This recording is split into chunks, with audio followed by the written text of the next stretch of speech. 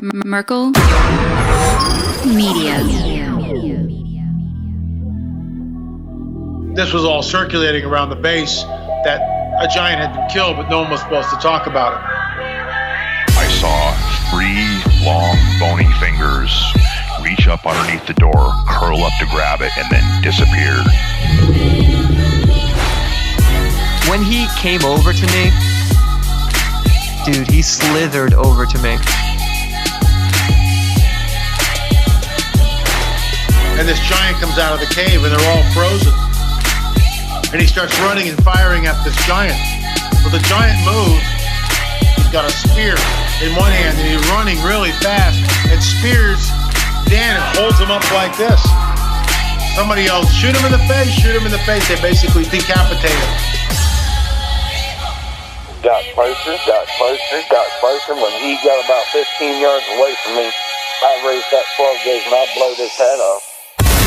I feel something pulling at my leg, and I look over and there are 2 small gray entities pulling at me. And they're literally, I'm getting pulled off the bed. I reached my hand into this bush and I touched air.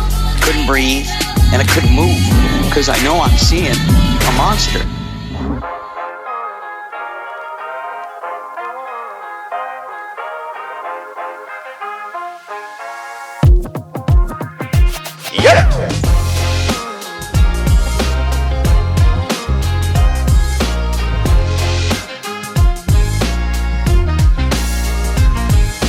Welcome to the show, everybody. You're listening to the Confessionals podcast. I'm your host, Tony Merkel. Thanks for being here. If you have a crazy, wild experience you want to share with me on the show, go ahead and shoot me an email.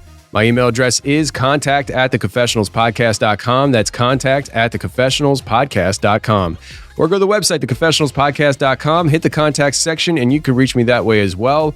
Either way works for me. Just get a hold of me. If you want more shows on a weekly basis, we got that covered for you. Just go to theconfessionalspodcast.com, hit the join button, and become a member. You'll get access to the Thursday shows, which are member shows. Those are every Thursday. You also get access to the Tuesday shows ad-free, and you get access to the overtime episodes when they are available. All there on the website, theconfessionalspodcast.com, and on the members appy, which is available on the Apple App Store and the Google Play Store. Last but not least, check out The Shape of Shadows and Expedition Dogman right there on Merkel.media, streaming on demand right there. So go ahead, check it out if you haven't done so yet. If you have checked it out and you don't remember every little detail, go check it out again. Why not? Merkel.media for all your streaming needs. All right, friends. Today we got an in-studio guest today. Brad, how you doing, man? Hey, what's up, Tony? I was trying not to breathe when you were just doing your... Hold that breath. I don't want you to be like... Hey, I feel the same way. When I'm doing my intro and stuff, I'm like doing it all in one breath. I'm like, okay, now let's get to the show. Like we heard a ghost in that studio. Right? So, No, you're good, man. You're good. So, you're here in studio, and I just want to lay the foundation here before we get going, because we just talked for like an hour, and some of the stuff we can't broadcast, but it's a very good conversation. I just wanted to start recording with you. So let's just back up a little bit and let the audience know about you and where you come into the picture for me. I was speaking at the Smoky Mountain Bigfoot conference last year, and there was a lot of people that showed up to just meet me, which was like cool. Surreal. Yeah. Like I was like, this is crazy. Like a couple of people came to me and said that my booth was more busy than the speaker's booths, and I'm like, well, technically I am a speaker, right? but it was a really cool experience. And I remember there was a line of people, and you were in the line, and you stood out to me because everybody else there was just real casual, and they're like Bigfoot gear and all that stuff. And you're standing in a line holding a folder with a polo tucked in. And I'm like, this dude looks like a Fed. I was like, I get that a lot, dude, actually. I was like, who is this guy? So like, as the line's going, I'm trying to like talk to people longer and longer, just delaying you. I was like, I'm scared of this guy. What is this guy? What is he going to do to me? No, I'm just kidding. That didn't happen. But you get to me and you're like, I got things to talk to you about. I was like, I freaking knew it, And I told you, I said, reach out to me through email. We'll arrange it and stuff. And I think you thought I wasn't serious, and I was serious. What? No, it's just you never know. Like, it's weird approaching people and being like, "Hey, dude, like I don't want to talk to you," because you might think it's like, "Oh, he's just a fan that wants to," So I don't want it to be weird. I didn't want it to be weird. No, I probably was weird. It was you like, made it weird, bro. Yeah. No, but like you were very serious, and you're like, I have things I need to talk to you about. It will connect a lot of dots with things on your show. And you started, and I think you even said you got time now. It's like, no, I don't have time now, but just contact me, Yeah. And then I think wires were some cross and stuff. And here we are, though, over 6 months later, we're finally getting this done. And you drove in from South Carolina? Yeah. Okay. So that's kind of like how we got connected. And a lot of things that we're going to be talking about is the 33rd parallel and a lot of weird things that are attached to that phenomenon, if you want to call it that. And I do want to say this for the audience to understand. You passed up on an opportunity to film in a TV series that everybody knows to be here today. And I thought you were crazy for that. I was like, bro, like we could have put this off for Wednesday, but I appreciate it. And I think it's kind of cool, but did we establish that? Can we say the TV show or not? Yeah. I mean, well, I was on season 3. I was just an extra for season 3 of Stranger Things. And I was just, invited to come back for some other things. So another recording. Yeah. And so, I mean, it was one of those things where I was like, bro, I love Stranger Things. You know what I mean? Like, and Stranger Things has a lot to do with this show. In fact, just yesterday, I had a guy reach out to me on, I forget what platform, and he said about looking into Stranger Things. I think maybe he even said, I know you really like Stranger Things, which I love Stranger Things. It's like my favorite show. I don't do a whole lot of shows. I do especially favorites.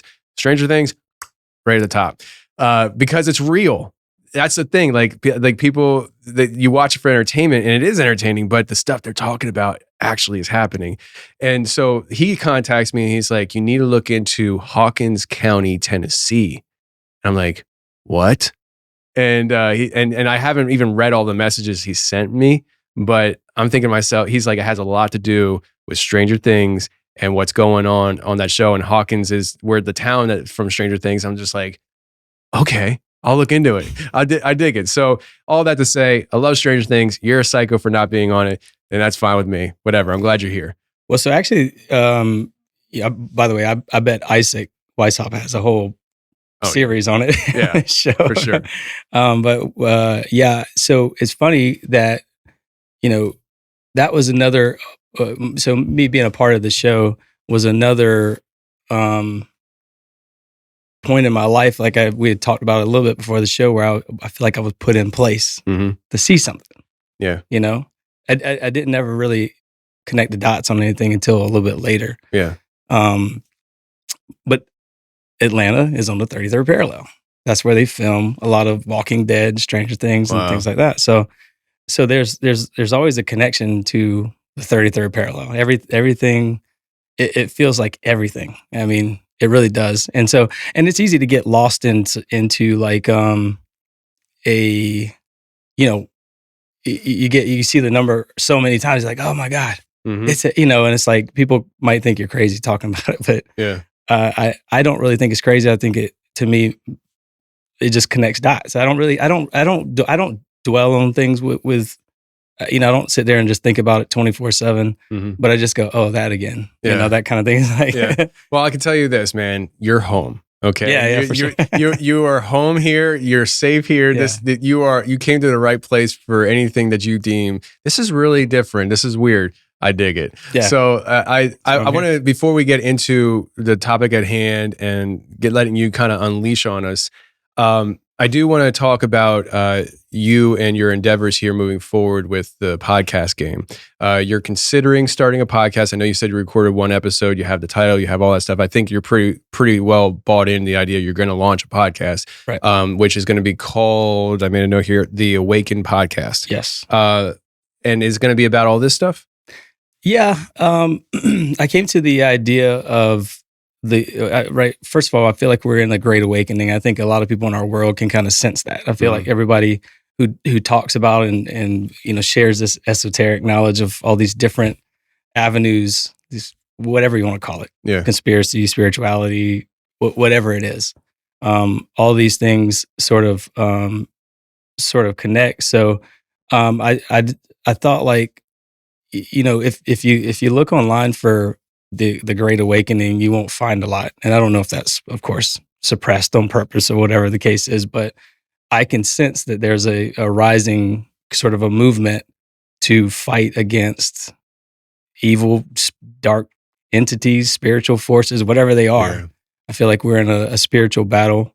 And I think, like I said, like Sam Tripoli always says, like, conspiracy leads to spirituality. I 100% subscribe to that because it was like that for me. I started kind of connecting the dots on some conspiracy things, and then I went, oh, like, if there's like Sam says all the time, if there's these crazy dark things going on, that must mean that there's light.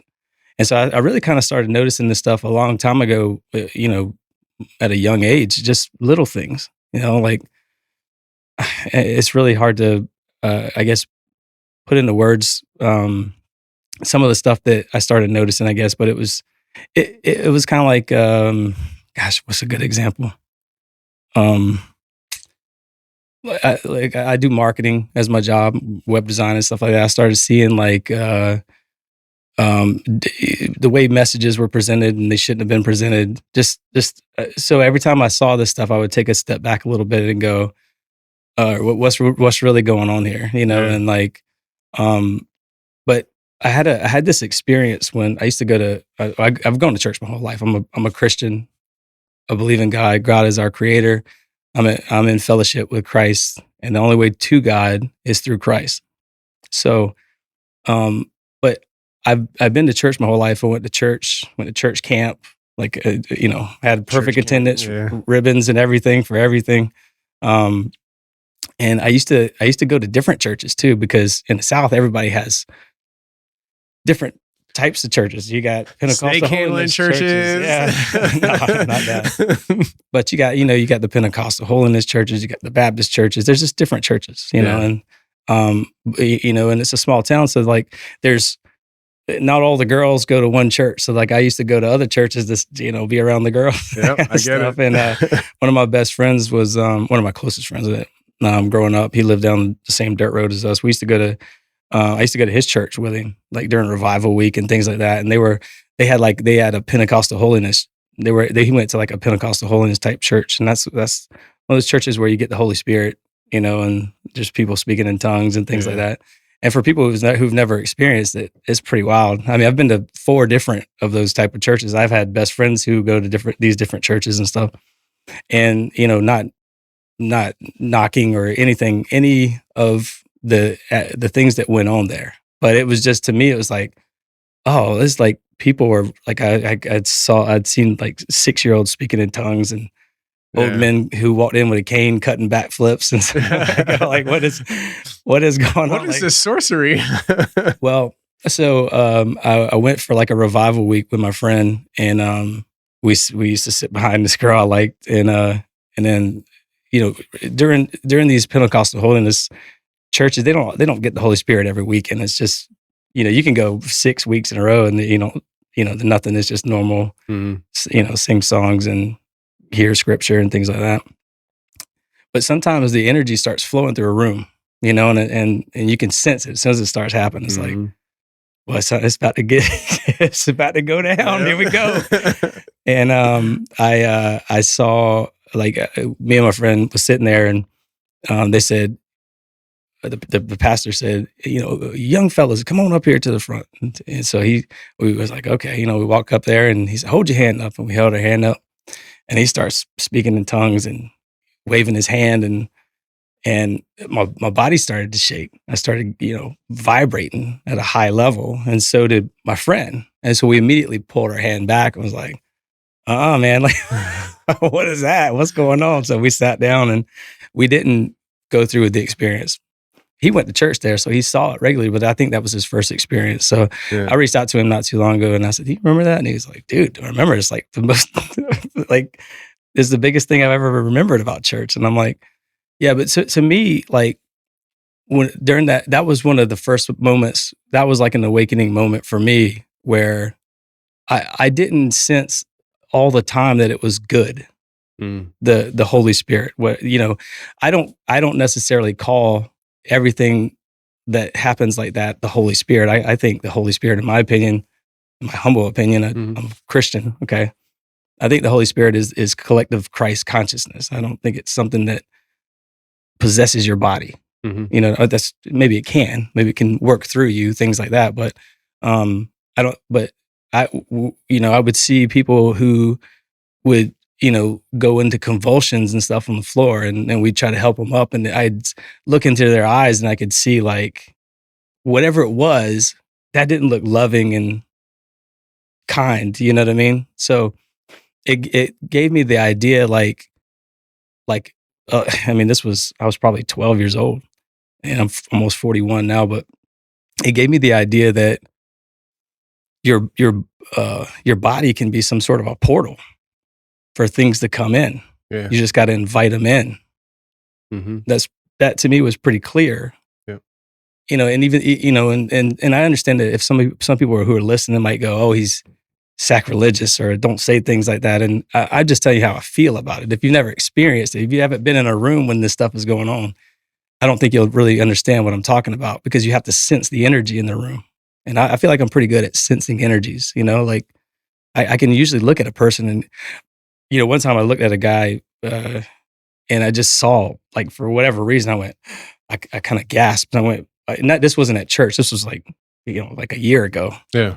And I kind of gasped a little bit because for whatever reason, I was like, I see like pure evil or something in that guy. I don't know what it was, but I have a pretty good sense of like reading people's energies. Like, I can tell just by talking to you, you're a good guy and you're open to, So my point is like whenever I would see these things at these different churches, again, respectfully, because people I know and love still go to these churches, and I'm not saying these people were bad people. I'm not saying they're wrong. I'm just saying, like, from my experience, I felt like we could be our bodies could be used by something that I don't know what it is. Like we could be, by holding our hand up, we can be inviting anything in, good or bad. Maybe it's both that's going on.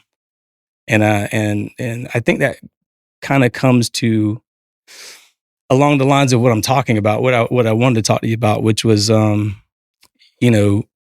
I grew up on the 33rd parallel, right? And, growing up, we have stories of like, ghost lights in the woods. We have stories of like, by the way, when people say ghost lights, for me, it used to be like, oh, it's somebody with a flashlight, But as I got older and I started getting into this stuff, I went, oh, they're orbs. Yeah. They're orbs that people have been seeing, that they've been talking about for, 40 years. So that was a common phrase, ghost lights. Yeah, there's just the ghost light. Gotcha. Yeah, and you just assumed it was somebody with a flashlight. Yeah, it's just the ghost light. It's like when you're a teenager, and you're in a small town, you ain't got nothing better to do, but let's go down to the dirt road and cut off our lights and wait for the light to come, the ghost light to come. And it was a way of just, getting close with the ladies or, hang out with your buddies or whatever. I never saw any of that. I never experienced the ghost light on my own. I've heard it. Everybody has a story. But what I realized was, like, as I got a little bit older in life, I started to realize, like, the whole area is like crazy. They got some crazy energies going on in the earth around that area, Yeah. And it's in the middle of a national forest. And it's like, and then you watch shows like Missing 411, The Hunted and stuff like that. And you go, oh yeah, that's what's going on there. Like, it's some weird, crazy stories that when you talk to people, they tell you. And, when I started talking to people, I started, like, everybody's got a story. Everybody has once you open up to people, like, yeah, hey man, I believe this kind of, weird stuff that goes on around the area.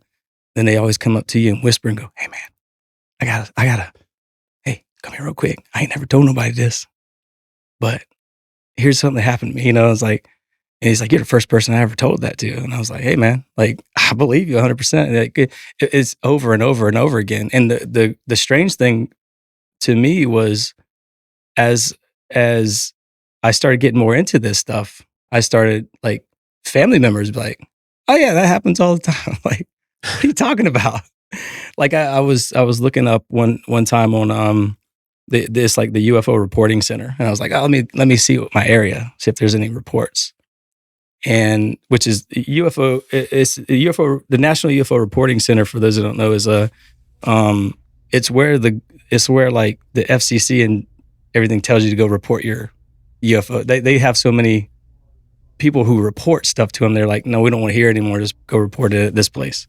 So it's essentially a collection of stories that you could just go pick through, and you can Google, or you can not Google, but search for any area. And I searched for my hometown, and I came across this video. It was like UFOs in my hometown. I was like, "Oh, here we go." So I opened up. It was a video. It's still on YouTube, I believe. And I was like, "Oh, that's crazy." So, like, I was talking to my dad. My dad died in February of last year, but this was probably 6 months before he died.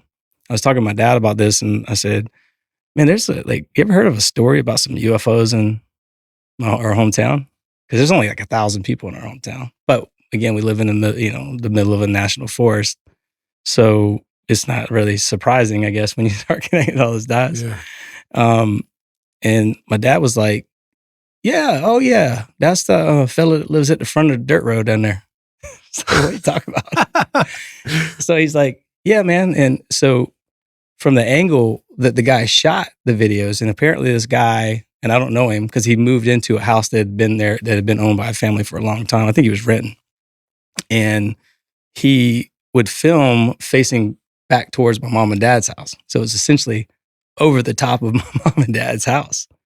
I was like, "Daddy, that's right over the top of your house, man. What are you talking about? You like, did you know this?" And he's like, "I mean, we heard about it, And I was like, "Okay." I don't want to make anybody sound like an idiot. My dad's a super smart man. I'm just saying that people didn't think anything of this kind of stuff. It's just, it's not a matter of intelligence. It's a matter of care. Right. Yeah. It's just not, it's not on the radar. Well, it's just like, some lights. Yeah. Doesn't really mean anything one way or another.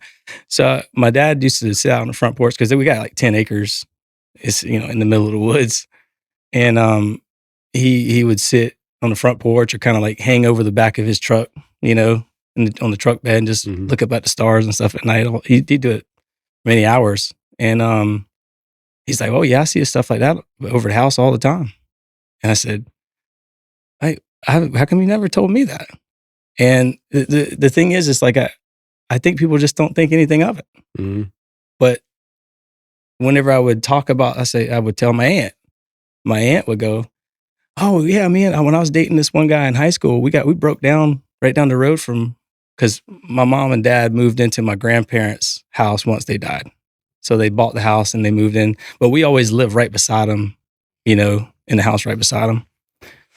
So my aunt lived there as a kid with my mom and my other aunt. And so they broke down near where we lived. And she's like, "Oh yeah, and we broke down and we were walking back and there was this thing just hovering over the tree and around the same area that I just talked about."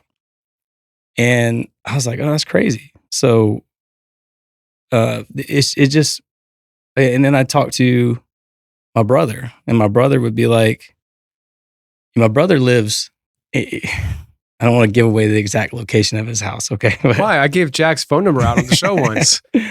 So his house is on the 33.33333 parallel. Okay? Jeez. and he has a lot of crazy things happen in his house. His daughter used to play with a ghost girl who had a name, and she played with her all the time as a kid. She got older. I think she just lost the memory of that, but we always joked about it. My sister-in-law had seen her grandma after she died a couple times in their house. My brother would be showering and the shower curtain would fling open on him. That's The worst.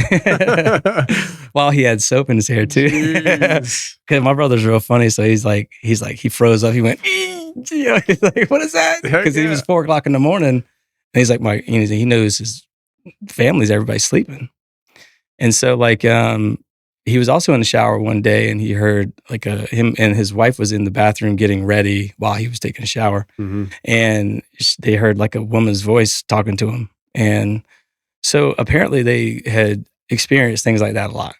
And, again, people don't think we come from a family of like, my dad would tell us ghost stories, and we would sit out on the front porch when we were kids. And because my dad would stay, like I told you, he'd like to go outside at night and just look up at the stars and hang out and sit on the front porch and stuff. And he used to tell us as kids, like, oh, there's this ghost horse that runs around the house out here. And we were always like, yeah, whatever. And then we would sit out. So when we had some of our best friends would come over and spend the night, we would always go sit out on the front porch with my dad, and we'd listen for the ghost horse, And we heard it one night, and so it galloped right up to us. And how I remember it, it kind of neighed a little bit, or yeah, like. But we all looked at each other immediately and went, oh my God, we ran into the house. So we have, and my mom's the same way. We're all like, we believe in ghosts. My mom goes on like some real haunted ghost tours of like insane asylums and stuff. Like she'll stay the night there. She's crazy. She'll do all that stuff, man. So, but we have that in us, So for them to not tell me when I'm always talking about this stuff is kind of surprising. I'm like, why? That's a little strange that, my family who know I'm into this stuff don't really even tell me some of the stories. So sometimes I feel like I have to, get it out of people. Yeah. I used to wash cars and paint cars right before I joined I was in the Air Force for 8 years. And right before I joined the Air Force, I used to wash cars and paint cars. And I worked for this guy who lived right across the road from my brother. And I recently called him and I said, hey man, what's up? And he goes, nothing else. I got a random question. He lived there his whole life. He's 50 something now. And his dad lived there for forever too, in the same area. I said, hey man, have you ever seen anything crazy in the area? And I listed some things. No, none of that. And we talked for 20 minutes. And he's like, well, that sounds cool, man. He's like, hey, go for it, dude. That's awesome. Because I was just trying to corroborate some of the stories. Like, we hear stuff all the time. And so I was just asking people, that lived in the area. And, again, it takes about 20, 30 minutes. And, people just like he did was like, oh man, hey, dude, it was this time we would just go sit in the woods. You know how we all do. We go sit in the woods looking for the ghost light. And we got there 10, 15, we've been out there 10, 15 times and we seen these little orbs around this fire tower. He called them little lights. He didn't know what to say, orbs. But we have these little lights. We see these little lights. We saw them just about every time we went out there. I was like, oh, okay, well, that's what I'm talking about. And I explained to him what orbs are to me. Like they're cryptids, they're aliens, they're things that take shape into this world, into this reality. I think there's a strong chance that orbs are portals within themselves. That's actually some of the stuff I'd like to talk about with you today. But going back to, sorry. Before we go any further, because I don't want to go too far from this, and I want to broach this topic with you before you go any further, because I know we laid out some rules of engagement before we started recording. Is there anything you can say about your resume at all? Like, can you exclude people's names? Because if not, I'll just say it this way. People that are listening to you, they're listening to somebody who has been privy to information and around certain people that you've been a fly on the wall in rooms, and you know things that ordinary people wouldn't know. I wouldn't say I know anything, not from my time in the military. Yeah. I was a fly on the wall, but it was like I'm not really paying attention to what's going on. Okay. But then looking back, I was like, oh, that was an interesting place that we were at, you know. Yeah. Like I'd been all over the Middle East, for example, when I'd seen like the pyramids for, you know, Sure. and I'd seen, yeah, I've been to just about every country in the Middle East. So I know the areas, I know the regions, not extremely well. Because again, you know, as a 25-year-old, 26-year-old, you don't, Sure. you know, you're just doing your job. You don't really. So, but I feel like I'd been to Iraq, I've been to Afghanistan, been to Pakistan, and been to, you know, literally you name the stand. Which are Uzbekistan, those Tajikistan, everything. and those are things on the 33rd degree parallel. Yeah, they all cross the 33rd. And that's the direction I was trying to go to. That you've traveled the world and you have been exposed to things that later in life, as you look into it, it's like, oh, and the dots start connecting. Yeah, but it's not on the grand scale. It was just like me looking back going, I've been to that place, like as if I was being shown that place for a reason. Okay. Right? Yeah. So I just, like I said, I want to start a podcast to talk about a lot of those things, just share testimonial, or, you know. Yeah. What you called it, something just like when you're preaching basically to everybody. It's a good thing. Not ranting? A bad thing. I don't know. No, I forgot. There's a word. I lost the word, but. So the 33rd parallel. Yeah, take me back. The parallel stretches around the globe. Yeah. And there's been a lot of things that have happened on that parallel. To launch into this conversation of this, I want to ask you before I forget. You told me that Atlanta is on the 33rd parallel. Yeah. How wide is the 33rd parallel? Because I mean, I think it's like 60 miles.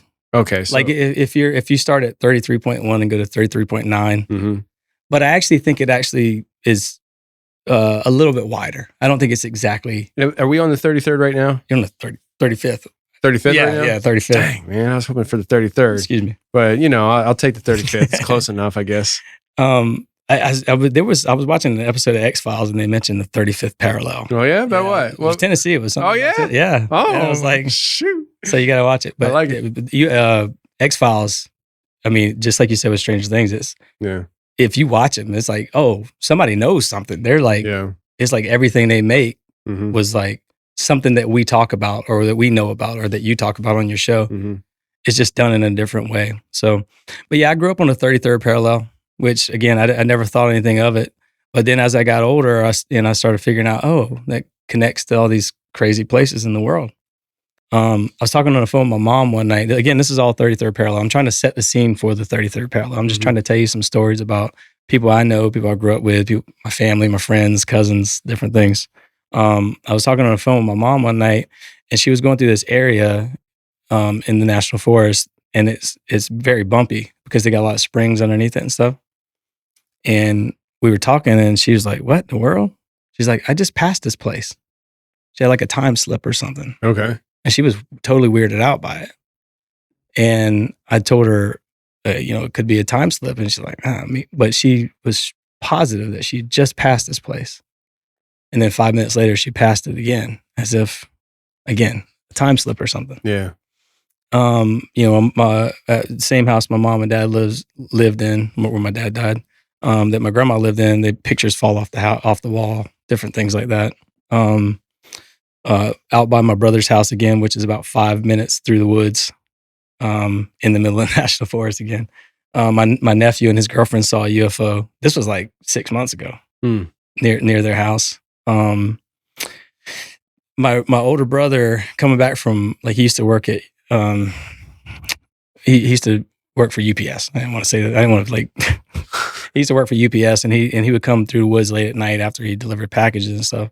Or not late at night, but like 5, 6 o'clock. And whenever it's getting dark a little bit. And he had this encounter with this thing that he can only describe as like a hybrid fox and deer. Like it had deer legs, but a fox face. And he said it was very sickly and just moving across the road in a weird crawling manner. And we grow up there. We know all the animals in the woods, foxes and deer and rabbit and coons and stuff like that. So like, all the animals that are in the woods. So he had a problem. I want you to continue, but my gosh, I don't know if I've ever said this on the show. and it just I haven't thought about this in such a long time, and this wasn't on the 33rd parallel, but 20 years ago, I'm dating my wife, and I'm at her house, Kutztown, Pennsylvania, and I'm driving home to Shoemakersville, Pennsylvania, where my parents live, and I'm going down this one side road, and I remember it looked like a fox. And when you said fox, it just hit my head. And I've heard fox before. It just hit me. I honestly don't remember if I've ever said this on the show. I remember telling Lindsay, and I think she looked at me like I was crazy. This thing ran across the road on its hind legs. And I was like, it was a fox that ran across. Do you ever remember me saying this to you, Jack, living at the house? No. Maybe I told mom and dad. I don't remember. I was driving the 77 Pontiac Grand Prix, and my headlights hit this thing, and it looked like a fox. Maybe it was a baby dog, man. I don't know. By the way, you bought me silver bullets. You brought me silver bullets, and you mean it too, and I like That's it. right, brother. So maybe it was a baby dog, man. But in my head, I just identified it as a fox. It had a bushy tail, and it ran across the road on its hind legs, but it looked like the hind legs were running in front of the body. Yeah, like it was scooting along. Like almost like the body was trying to keep up with the hind legs. It darted across the road right in front of me. Welcome to the Confessionals. I'm your host, Brad. I was probably like 19. Nah, maybe even 18 or 19 years old. Probably about 18 when that happened. Probably didn't think it just hit me now. Like, I don't know if I've ever said that story on the show. Well, again, that's what we're talking about. People don't. it's like a suppressed memory almost. Yeah, like therapy for me, therapeutic. You know. Anyways, continue. I'm sorry. I had it like it was going to drive me nuts, and I wasn't going to be listening to you if I didn't get the chance to say it. So go ahead. No, but that same brother, he believes he's a lot like. I think he's a lot like me, but he's more like I don't know how to describe it. He's more like whatever, dude. Mm-hmm. That's he doesn't say it's crazy, but he doesn't talk about it, I guess. So whenever I mention stuff like that, I'm like, I called him one day and I said, we went over it. It could have been some animal that we'd never seen before. It could have been, but the way he described it and how sickly it looked, and he's like, I kept watching it, like it walked right by my window, and I was just like, what is this thing? He just couldn't describe.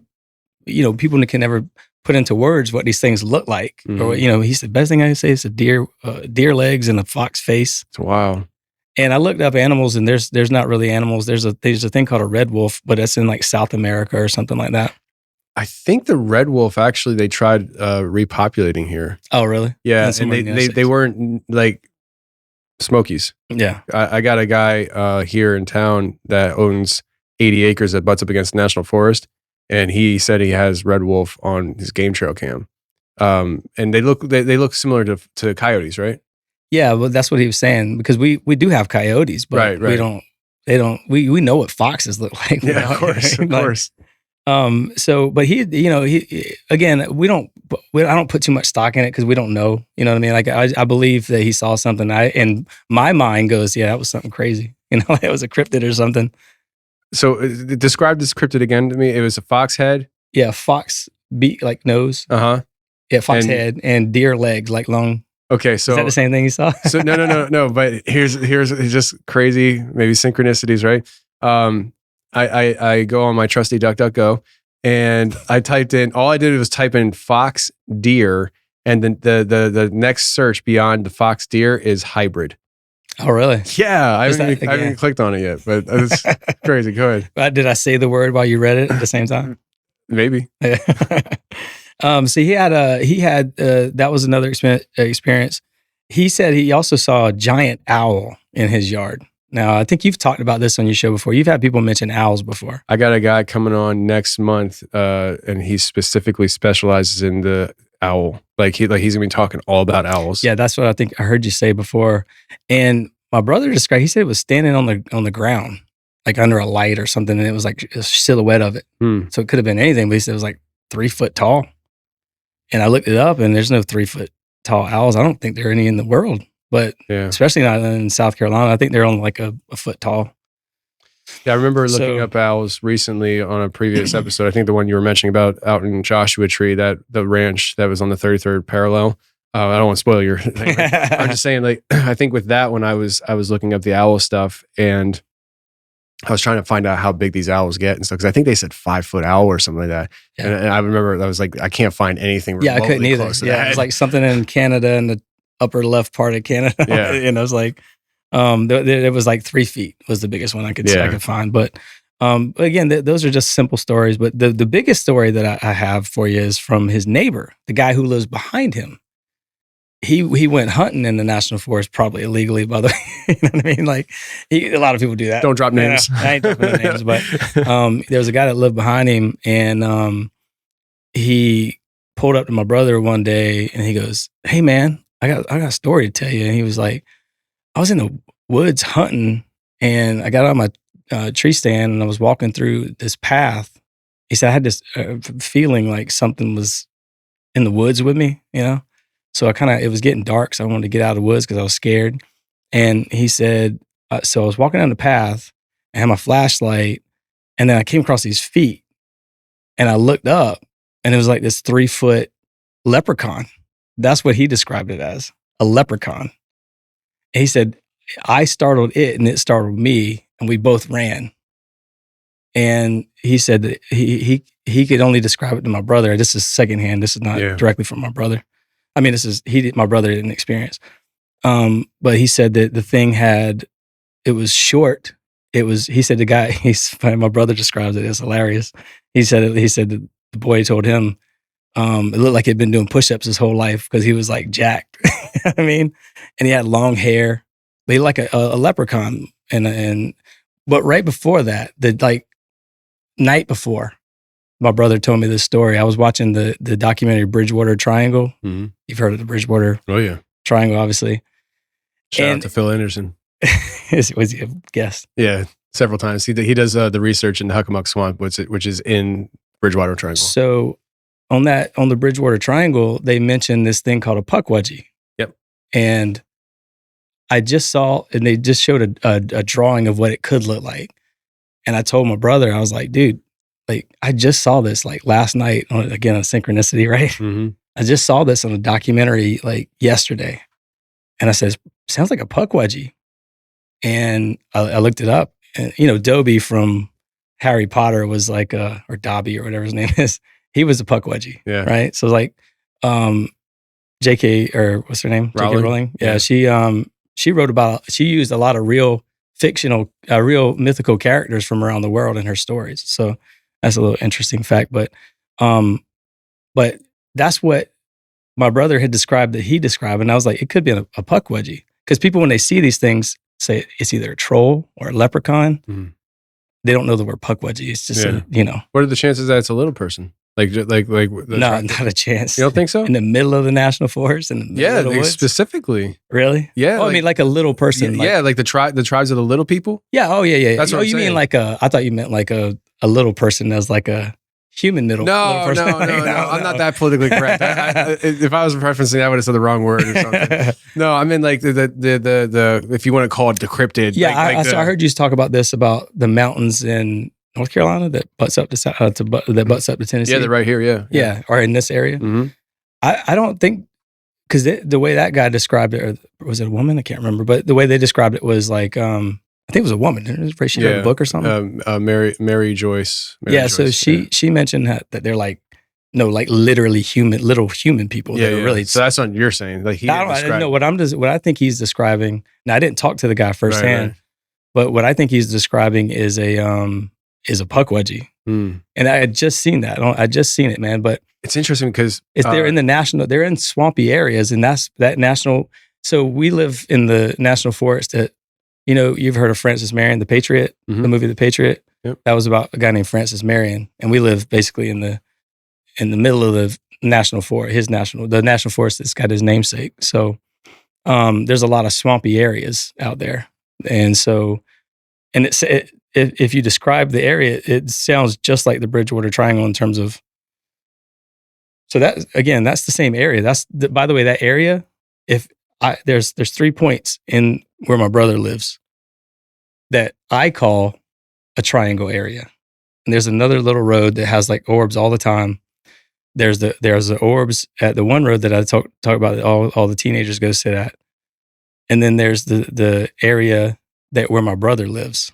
It's like a triangle almost. Like I literally drew a triangle. Like I did a Google map of the points, and I literally drew a triangle. It was like a perfect triangle. But I don't know if that means anything. It's just a oh, by the way. It's interesting because the triangle aspect of things. People talk about the Bridgewater Triangle, the Bermuda Triangle, the Alaskan Triangle, all the time. All these triangles, right? But pyramids are triangles. yeah. Literally. But it makes me wonder if there's these little smaller areas of triangles that just don't get noticed as much because they're literally geographically smaller areas. So there's less people talking about it, less things typically happening because it's not covering as big of an area. And maybe if this is a Puckwudgie area that you're talking about, I mean, it's interesting. I find it interesting because Phil talks about the Puckwudgies in the Bridgewater Triangle. Phil came down here and he was talking about the Puckwudgies being more interdimensional beings as well. Same thing, yeah. And he had interactions with them here while he was here. And we're not far, technically speaking, in grand scale from there. It just makes me wonder, are they? Because I mean, I'm looking at the Wikipedia page and it says that they're found in Delaware, Prince Edward Island, Indiana, Massachusetts. Well, that's what we know of. But if we're moving away from this idea that these are little creatures that build huts in the middle of the woods and this is where they live, kind of thing. If we're going more interdimensional, Tony woo woo route, who's to say that they're not where you're talking about? I think people have known about these types of things in the woods forever, and that's why they have national forest areas. I mean, 100%. I mean, that's what I think is going on. I'm trying to find the secrets of the Smoky Mountains because I'm telling you, man, there's something that they're hiding in there. I do believe there's pyramids in the Smokies that they're hiding. And talk to me. Yeah, your eyes got big and said, "Well, talk to me." Go. Well, so like, okay. I know everybody who's listening is probably like, just say about the 33rd parallel. I'm just trying to set the scene. That's all I'm trying to do with stories. And I'll get to it in a minute. I promise. I have a pyramid story. Okay. A couple of them. Okay. That I've been to. So like,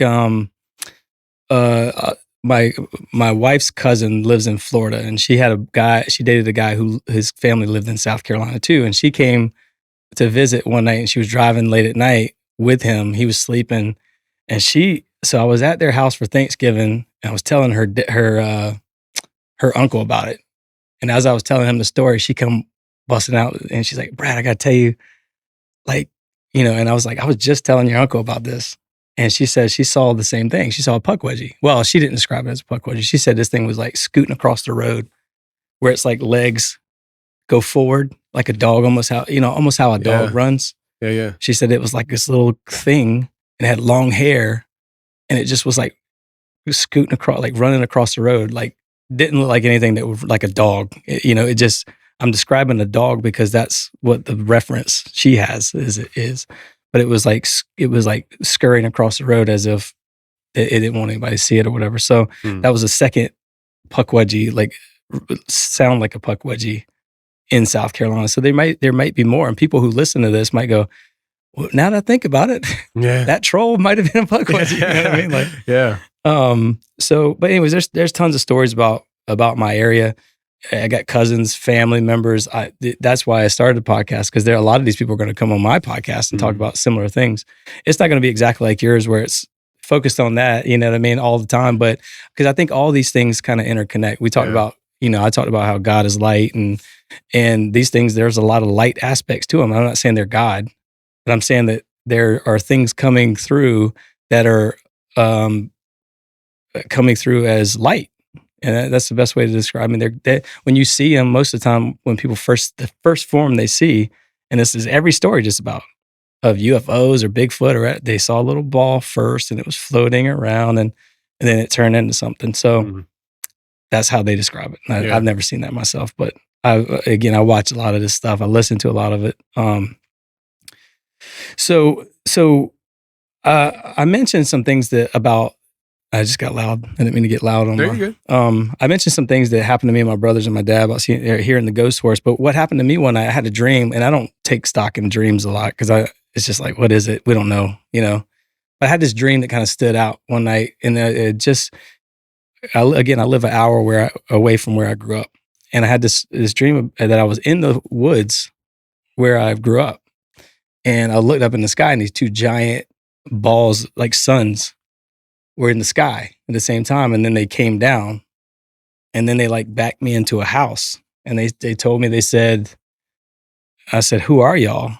You know, and they go, we're the old flock, we're the protectors of this world. And I was like, what does that mean? And then it was like, that's all I can really remember. But I remember specifically them kind of turning into, I guess, people. I mean, how when you dream, you just see faces, like shapes, or you don't really see detail. Yeah. And they backed me into a house that appeared out of nowhere in the middle of the woods. But it was interesting to me because they said they were the old flock, and the flock makes me think of, like, for some reason, a flock of angels or something. I don't know what I would call it. But so that happened to me. In our area, we have a lot of people who have died. I've lost 4 of my best friends from childhood to crazy deaths. And that just scratches the surface. There's like crazy, like I've had ex-girlfriends die. I've had friends and cousins and family members that have just died. The whole area is just like this weird energy suck or something. You know what I mean? Like, and I just talked about this on the first episode I filmed with my buddy Mark, because he brought that up. He's like, it's absurd how many people we know die. And I go, I know.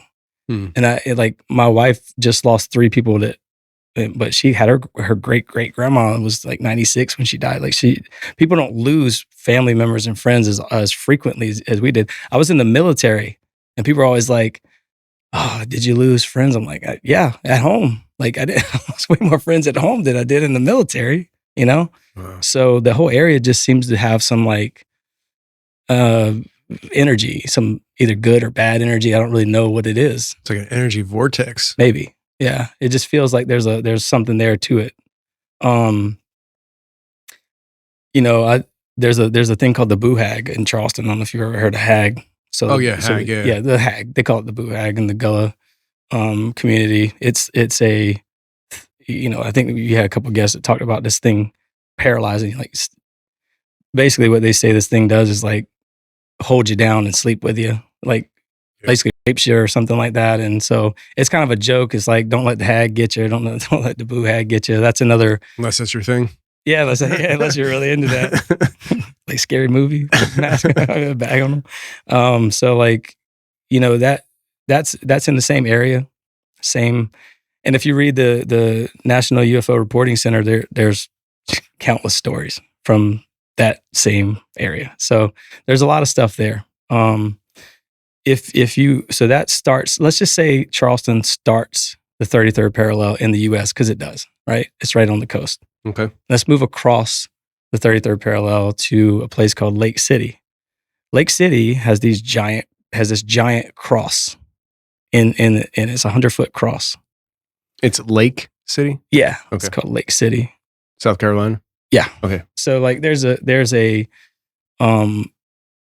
giant cross there that is on the 33rd parallel that actually, if you drive down the 33rd parallel across the United States, you'll find them everywhere. And every time you see one, it's on the 33rd parallel. And it's like, as soon as I see them, they look exactly the same. I think I sent you some pictures of it one time, but they look exactly as the same. I've seen these. Yeah. So like, but you keep driving, and it's like, as soon as you see one, you're like, oh, it must be on the 33rd again. And it's like, yeah, every time you do a Google check or something, that's the case. So that's another thing that I noticed. There's another story. I'll go back to the town I live in currently. There was a broken arrow. You know, a broken arrow is an atomic bomb that fell out of a plane. Essentially, it wasn't lost. It fell out of a plane. I shouldn't call it a broken arrow. That's what they call it? Yeah, a broken arrow is an atomic bomb that falls, it doesn't detonate or doesn't. And there was one here that did that. Right? Oh, in here? Really? Well, in the country, I know. It's 5 miles away from where I live now. Really? Yeah. So like, it's literally. That's terrifying. Yeah, I know, dude. So, but there's all kind of official stories, but you know, that's just another weird thing. If you go about 30 minutes away, there's a town called Bishopville, and Bishopville is very popular because everybody comes from around the world to go to Bishopville because it's a very popular sighting of this thing called the Lizard Man. Again, the Lizard Man is another cryptid that happens on that 33rd parallel. And again, we're just starting the journey of the 33rd parallel, but there are, there's cities underneath. There's a place called Columbia, which is the capital of South Carolina. There's a lake there, and there's a city that's underneath the water. It's about 200 feet deep, which I find odd. But people who, I guess, do hydroelectricity and stuff, they just like, they flooded the towns because of, put power in it. But I'm like, it's 200 feet deep. To me, it doesn't really make any sense. How is it 200 feet deep and all these other houses are on level? Like, there's no mountains or anything. Columbia, this mountain range, I guess, ends in that area. And so it's like, we don't get mountains, but it's like the tail end of it.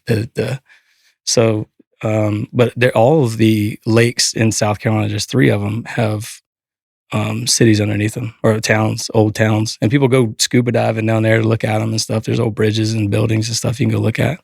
So it's a very interesting place. But are they towns that are like, they were established by colonizers, or I mean, they're just, some of them say like 1905. Okay, so it's not like they're saying they're hundreds of years old. They're like kind of recent.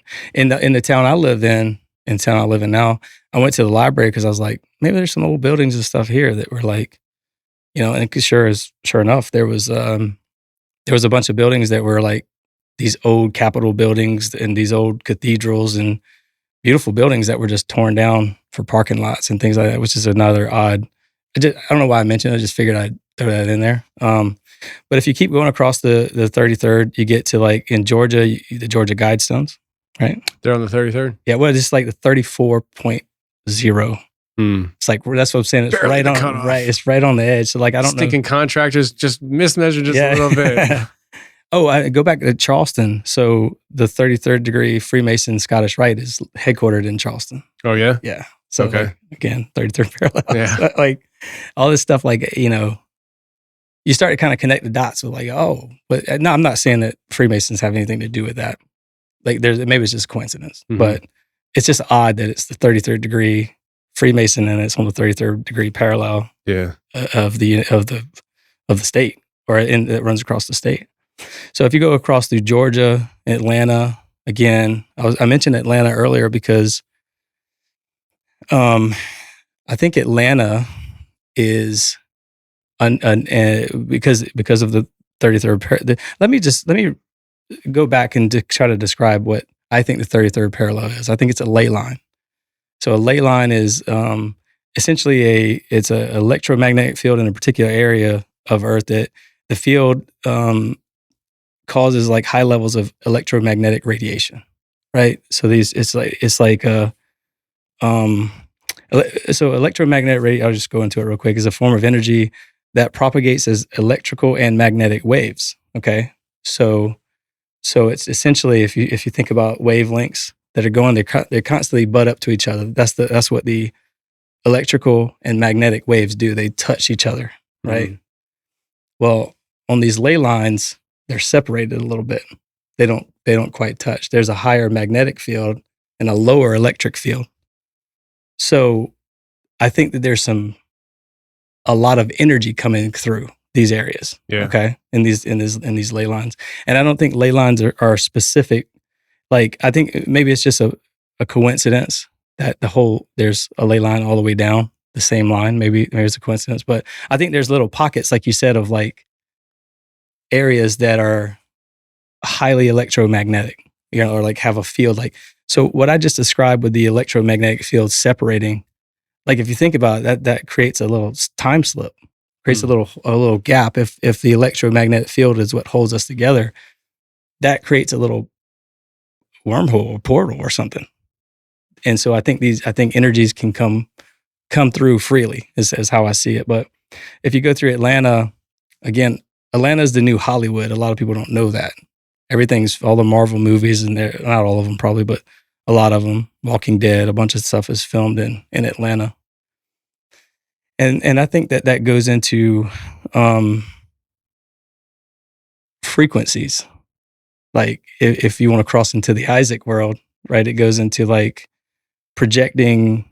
People call it was it predictive programming?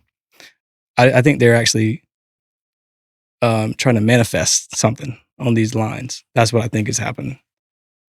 Because LA is on the 33rd as well. So you're talking about like Atlanta, them trying to manifest things on these ley lines. Yeah. So I think when they, headquarters of like big news organizations and stuff are there.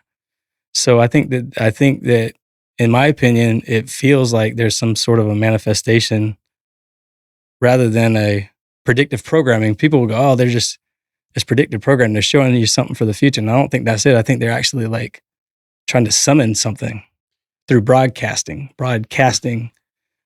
And when you cast a spell, what are words? Words are letters put together. And what is that called? That's called spelling.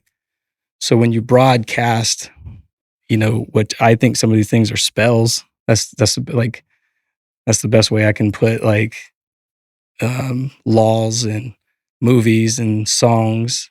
It amplifies on these ley lines. Okay. Where's and you may not know, you probably don't know this, but the Jack, what's that movie called that just came out on Netflix that everybody's talking about that I told you to watch before everybody started talking about it? Is it Leave the World Behind? Leave the World Behind. I watched that movie the night it came out by accident.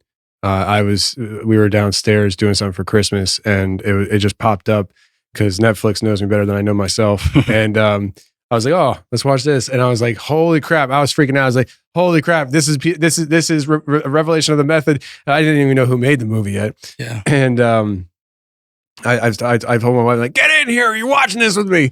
And then I was texting Jack. I was like, watch this movie. You have to watch it. We were going to talk about it at some point. Do you know if that movie was filmed in Atlanta? I don't know. I didn't look it up, but I know of the movie. I've never seen it, but I've heard bad things about it, obviously. I don't want to watch things like that because that kind of freaks me out. I don't like to think of end times or anything like that. I don't know if that's what it's so much about. Fun though, man. No, I don't like to think of that, dude. I got kids, man, and I'm just so like, do for I. me, it's like, So let me ask you, when it comes to The Walking Dead, you said they filmed it in Atlanta? I don't know specifically where at. I think it was filmed in Georgia somewhere. And it started out in Atlanta though, right? It wasn't. Yeah, the CDC thing. Yeah. Where they like the outbreak started in Atlanta, Gotcha. right? Okay. So again, that's just another little coincidence. If you go through like Alabama, you go through Birmingham. Birmingham has a Statue of Liberty. A lot of people don't know that. And from what I read, it looked like it was made by the same person who made the Statue of Liberty in New York. So it's kind of odd. Same size? No, I think it's smaller scale. Okay. But then there's like a NASA headquarters there. So a lot of little strange, and I'm sure you've had tons of stories from Alabama. Like if you go through Alabama and you get, through to Tuscaloosa, there's a place called Moundville. And it's essentially pyramids. Yeah. It's in Tuscaloosa. And it's called Moundville. It's an amazing area. I want to go visit it myself. I just a few weeks ago I made a post about it. I think on one of the social medias and stuff. I think it was maybe Twitter. But Moundville is like you're absolutely right. I mean, it's pyramids. Yeah, and it's a ton of them. I don't know how many there are, but there's like at least like 15, 20 of them. There's like a cave system underneath it, too. Really? Yeah, something like that. Wow. I didn't go to those. There's a place in Greenville, Mississippi, which is also 33rd, that's called Winterville Mounds. And I walked out there and I was like the only one there. And it was just like, that. Like these are pyramids. So you're saying you just walked right out to them? Yeah, they were roped off. Like you can't just walk on top of them and stuff. But you did anyway. There were little small ones that I guess you could. No, I didn't walk on top of them. I was trying to be respectful. First of all, I don't want no bad juju. Like, you know what I mean? Like I don't want no spirits to come. I'm the guy that's just like, oh, let's just go walk on and see what happens. No, what was it called? The Winterville Mounds. Winterville Mounds. Yeah, I got pictures I can show you on my phone. Okay. That are up. I'd say up close and personal, but dang, those are pyramids. Those are pyramids, dude. Those are pyramids. There's even the things they describe it as somebody's house but it looks like a pyramid, except it doesn't have the top. But it looks like the stuff you see in, Teotihuacan or wherever else. I bet you if you excavated it, it's like a whole structure. I'm sure they did something, but we won't know. All these places are protected. You can't dig in these places. You can't. Man. But there's places like that all across the United States, man. And if you move across the 33rd to Arkansas, you get the Fouke monster, which is like a Bigfoot in Arkansas. Yeah. Right. Yep. If you move across to Dallas, Texas, that's where Kennedy was assassinated on the 33rd parallel, underneath the 33rd overpass, I believe. I don't know. I can't remember exactly. Really? Yeah. So you also have a little town called Rockwall, Texas, which is where Alex Jones is from. And there's a giant rock wall that's there, and they found a giant's skull there. So it's well known for not only birthing, I guess, Alex Jones, but also having giant skulls. So the Rockwall, Texas, that's the wall that stretches for miles, right? Yeah, and it's I think they're currently excavating, right? It just takes forever, or certain property owners aren't allowing it, or something like that. I feel like I remember watching. I felt like they tried to like cover the story up or something. I can't. For sure. That's what I feel like was happening. I don't know. I remember the spin that whatever I was watching, there was a whole spin on what really is going on. They tried saying that's what it was. It was Walter, America Unearthed guy. I forget his Scott Walter. He did a show on it, and the official narrative based on that episode was that they told him this is a natural formation. And I'm looking at him like, yeah. Just like I'm trying to be like the brainwashed guy. I'm like, okay, they say natural formation. See a natural formation, Tony. You can do it. If you believe it, you can see it. I'm like, that ain't no natural formation, bro. Like, there ain't no way. And I don't think he believed it either. By the way, I passed over Louisiana, but there's a place called Pleasant Point or Prairie Point, which I think Graham Hancock mentioned on Rogan, which is a place that has mounds everywhere. Right, there's like these giant pyramids, but yeah, going back, going through Texas, then you get over to like Roswell, New Mexico, 33rd parallel, Phoenix, Arizona, where the Phoenix Lights were in '97. You got the Goldstone National Observatories on the 33rd, which is Earth to Space Communications, I think it is. You got Joshua Tree. You got Joshua Tree is on the 33rd. Yeah. Then you got the Bermuda, California, which is some guests you had on recently, which you I believe called the Skinwalker Ranch of Joshua Tree. I think episode 614 or something like that. Yeah, I think it was a membership. And when I was listening, I was like, I knew right away. I was like, oh, I know where this is at. Googled it. Boom. It's like, yep. But yeah, Joshua Tree crosses it. It crosses over Joshua Tree. San Diego, the USS Nimitz event that happened. Catalina Islands, which is probably another giants. There's all kind of it crosses over everything. I know L.A. Marzulli discovered giants on Catalina Islands. There's a whole theory about underground bases and all kind of stuff there.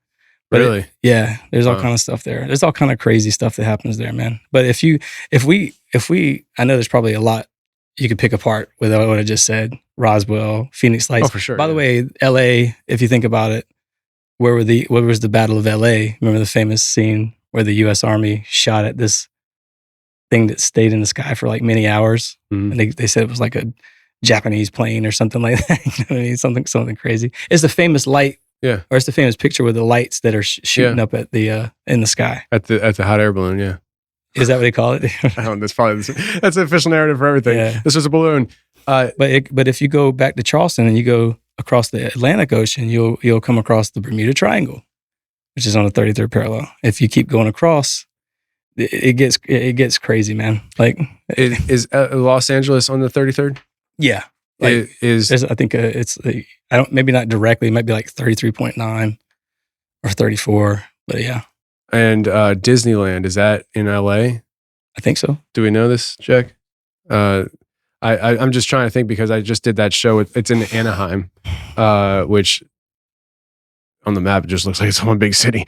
But yeah, I mean, I did that show. Well, all right. So it looks like Joshua Tree National Park is is Right, almost, butts right up. yeah, to it. almost due east directly from Disneyland. So yeah, it makes sense. I mean, so Disneyland is a 33rd parallel, and we had Bosley on the show talking about how Disneyland was strategically built, and they had a portal device, basically a carousel that he believes, whether it was intentional or unintentional, acted as a portal device. So that's really interesting. That's fascinating how this all Connects, dude. Yeah. That's what I told you. Is there any way we can use the bathroom? Yeah. Pause it. Pause it. I'm sorry. Yep. I know it's probably sucks for editing and stuff. It's not my problem. Sorry. We'll take this time to do a commercial break. In a cozy little town tucked away in the shadows of the Pacific Northwest, host of Sasquatch Chronicles Wes Germer was gearing up for a Valentine's Day with a twist. Known for his garden that was as precisely kept as the encounters on his show, Wes had a peculiar problem: an enormous Bigfoot with a history of mistaking his garden gnomes for romantic companions. This Valentine's, I'm taking no chances. Wes declared to his girlfriend over a cup of coffee one crisp morning. Last year, Bigfoot left my gnomes in a state of heartbreak. My petunias still haven't recovered. With a twinkle in his eye, Wes unveiled his plan. I've got a Simply Safe home security. It's like a love letter to my garden. Protecting what you cherish, that's what true love is about. He went on, animated with his own narrative.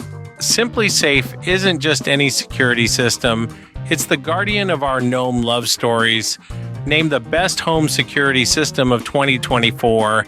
It's got HD cameras to catch any Bigfoot shenanigans in high definition, advanced motion and entry sensors to shield our doors, windows, and especially the gnomes. As Valentine's Day dawned, Wes and his girlfriend watched from their cozy living room, which Wes had lovingly dubbed the Gnome Command Center. The sensors soon sprang to life as a figure loomed in the garden. Through the Simply Safe cameras, they watched as Bigfoot, bouquet in hand, tiptoed towards the garden gnomes. But as the alarm sounded, the creature was startled and vanished into another realm, leaving behind only the puzzled gnomes and the untouched bouquet. Wes laughed with a sound warm and full of life. Well, love really does conquer all, even Bigfoot. And so, with their gardens safe and their hearts full, Wes and his girlfriend enjoyed a Valentine's Day filled with love, laughter, and the quiet assurance that their home and their cherished garden gnomes were all protected by Simply Safe. Order now to get 20% off any new Simply Safe system with Fast Protect monitoring. Don't wait. Visit simplysafe.com/confessionals. That's simplysafe.com/confessionals. There's no safe like Simply Safe. But yeah, so I think that the Disneyland idea is very fascinating with the connection with the ley line or the 33rd parallel. I don't know. Is it a ley line? I think it is. So straight across 33rd parallel, all ley line. I think so. But I think so. Okay. I think what's underneath the earth is probably what determines that. I think there's probably like tectonic plates or maybe even underground rivers or streams or something that sort of charges these areas a little bit more. Because in the area I grew up in, which is why I started to tell the story, was there's springs. I told you about my mom going through the time, what I think is a time slip. There's nothing but springs around there. So like, and again, swampy area. So like I think that if you overlaid a map of it, you would probably see like something along those lines. It's interesting you say that because John from 21 CD podcast, he was in here, Jack, was like probably 4 months ago, something like that. Yeah, 4. Yeah, I mean, towards summertime, I think. He was in here talking about different things, and he suggested that water being a natural source of energy, creating frequency that could open up portals. That's exactly where I was going to go. That's crazy. Yeah, that's crazy. I think that's why I felt like it was like time to talk about that stuff, because I was holding it in, like somebody's got to know this stuff. You know what I mean? It's like, not that I'm right. I feel like there's something there. I don't know. I think energies below the earth do create like maybe flowing water. I don't know how to describe that, but coupled with the electromagnetic field separated, I think what happens is when combined with so there's 4 states of matter, not 3, right? There's solid, liquid, gas, and plasma. And if you talk about a solid becoming heated up, it becomes a liquid.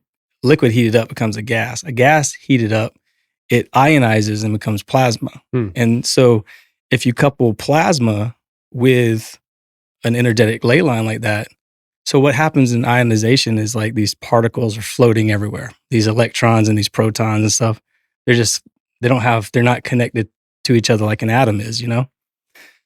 And so I think these things can get heated up, or when a plasma is heated up or something, I again, this is where I stumble on how I feel about it. Sure. But I feel like it's because when you've seen the aurora borealis, right? That's plasma, right? You've seen the ball you touch and it does the little tendrils, the little purple tendrils and stuff. Yep. So, and everything in the universe is like 99.9% plasma. My thought is that these things, no matter if it's coming from a ley line or maybe just a random area that's electromagnetically charged, I think that these, when these things are ionized and they're just a bunch of things floating around with no makeup, I think that entities can attach themselves to it and become whatever's local to the area, right? So like you'll see a Yeti in a snowy area because the ionized particles in the area are white, and there might be other animals that are, the ionized in the environment that they attach to. Like why I think you might see like, on Skinwalker Ranch, you might see like a wolf. There's probably a lot of coyotes and things like that have the makeup of a wolf, like the hair particles and things like that. So if these things are freely floating, maybe these entities can come through and attach themselves. So if you look at the electromagnetic spectrum, I'm sorry if I lose you, but I feel like it's connected. So if you look at the electromagnetic spectrum, in the middle is visible light. That's what we can see. That's the rainbow, the colors from red to purple. Okay. Roy G. Biv, right? That's the middle. On the left is microwaves, infrared, and radio waves. On the right is a UV rays, X rays, gamma rays. Okay. When you go to the right, you get more purple colors. When you go to the left, you get more red colors. A lot of times people see orbs. So what that means essentially is radio waves go real slow, up and down, right? They vibrate at a lower frequency, up and down. When you have, ultraviolet rays and gamma rays and stuff like that, they vibrate at a higher level. That means they're hotter. When people see orbs, they see them in blue and orange. I think George Knapp calls them like the orange meanies, right? Or something like that. I could be wrong. He calls them the orange meanies. Like, I think that was documented in the investigation of like Skinwalker Ranch or something like that. But normally people associate the blue orbs with like, they're not bad.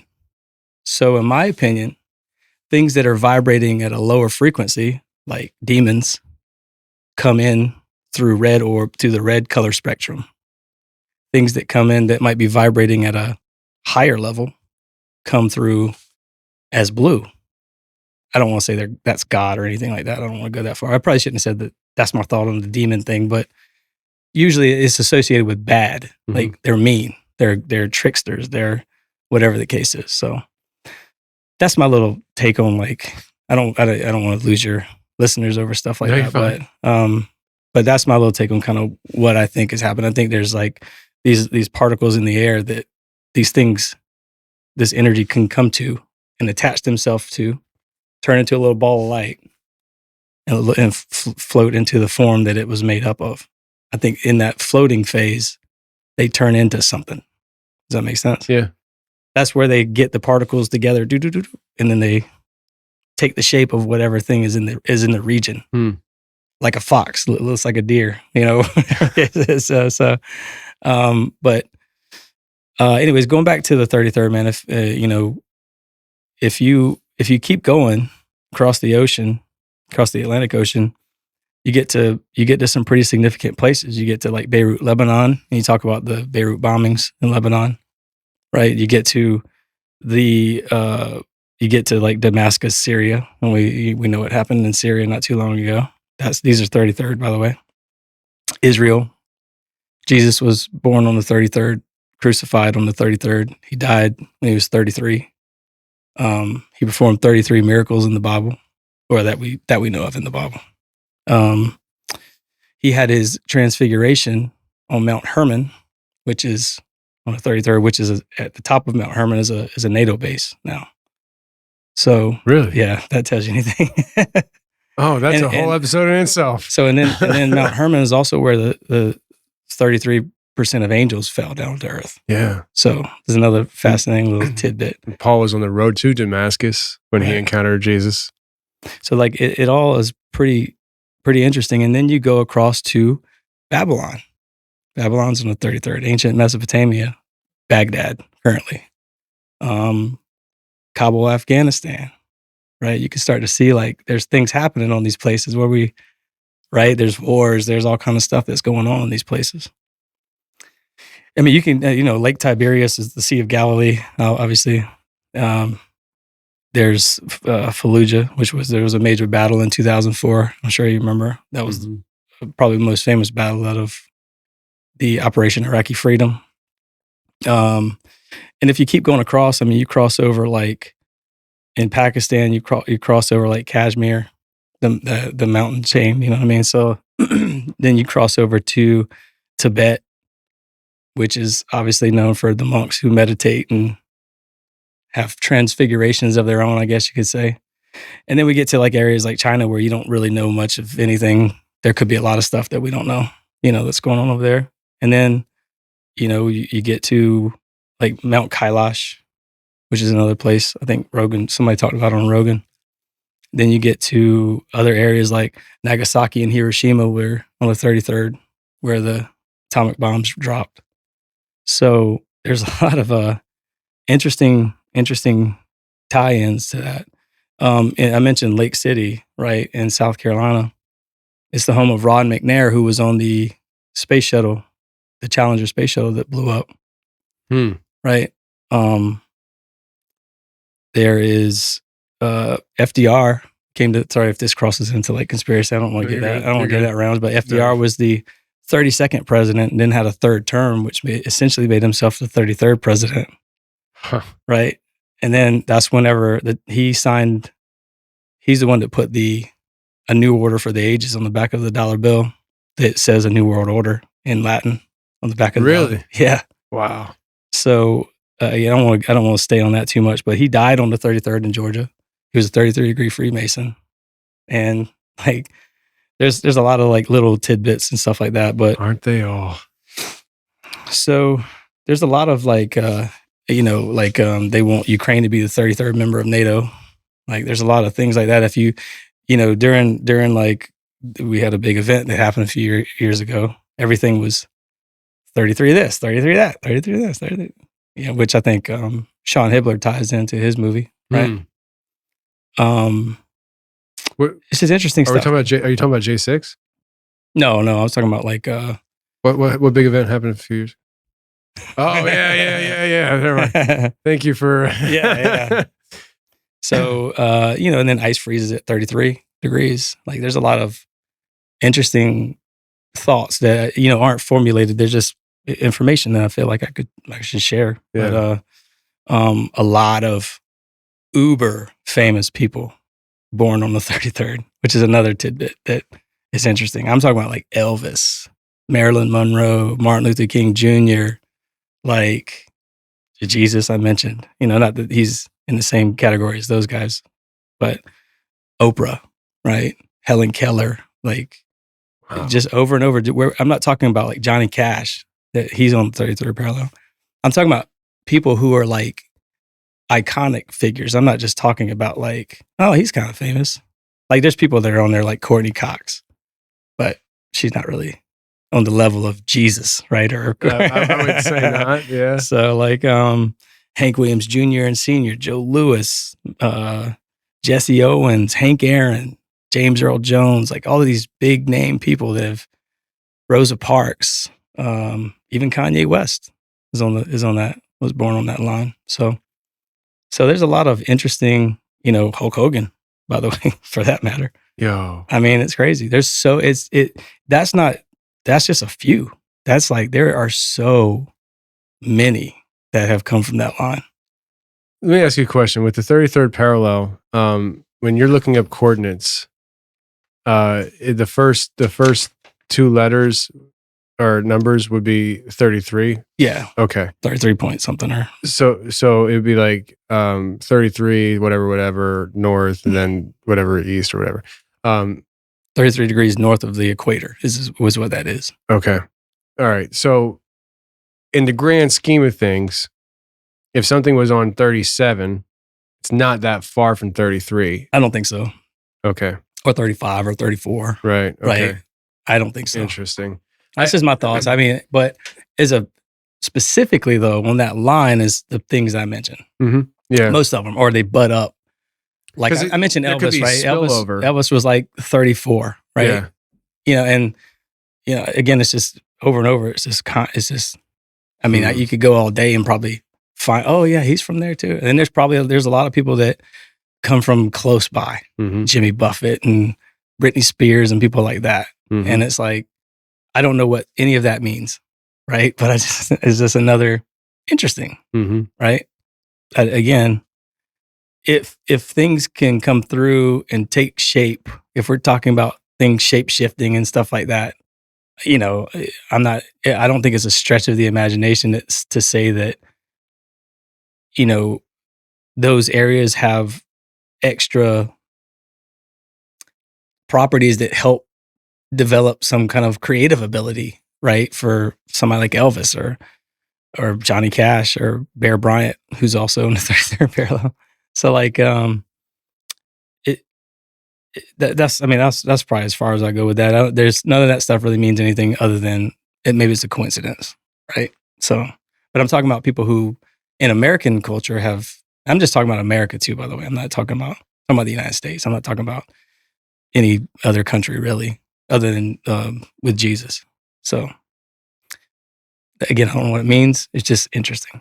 So very interesting. I was looking up Afghanistan. When you brought up Afghanistan, I was looking at there's a location in Afghanistan that's rumored to have active giants in it, and that I believe is on the 37. Oh, okay. And that's why I was asking about that, because I was like, huh. But like when I was looking at it on the map compared to what the 33, I was like, that's awfully close. And I was like, I just went onto the Google Maps and got the coordinates, and I was like, okay. So all of this stuff could be a coincidence, man. I could just be talking out my butt on things. I don't really.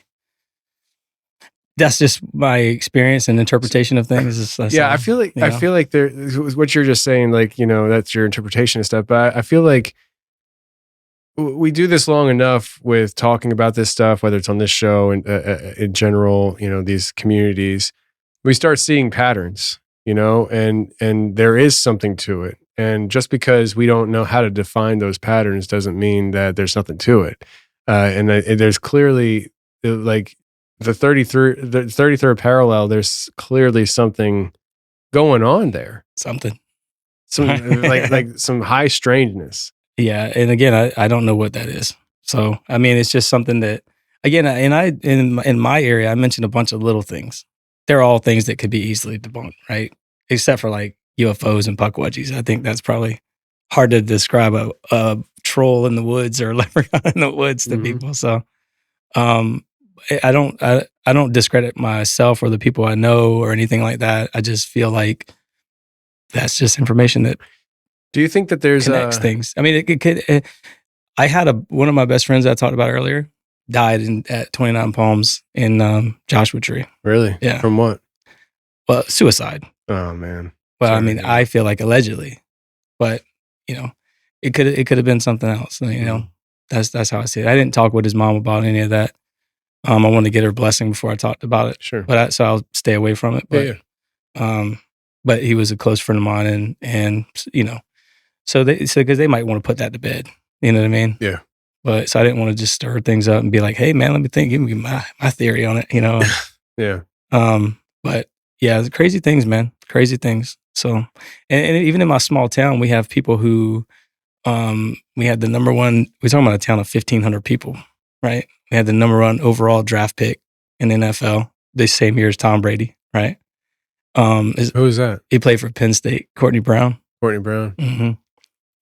Then we had Joe Hamilton, who was a Heisman Trophy runner-up same year, went to the same high school. We've had so many celebrities that have come from the 33rd parallel in a neighboring town that are currently big stars right now in the preaching world and the talk show world. So, I don't want to mention their names. I don't want to put I don't want to put light on them like that, because I know family members of theirs. I know, and I know one guy. I know his family well, so I don't want to loud him out like that. But they're pretty like prominent in today's culture, really prominent.